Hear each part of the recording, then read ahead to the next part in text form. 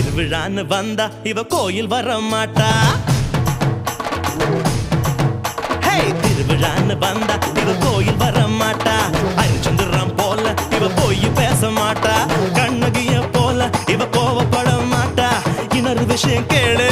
என்ன என்ன என்ன நீ இன்னொரு விஷயம் கேளு. நான் விட்டதெல்லாம் ரீலே வர மாட்டேன்.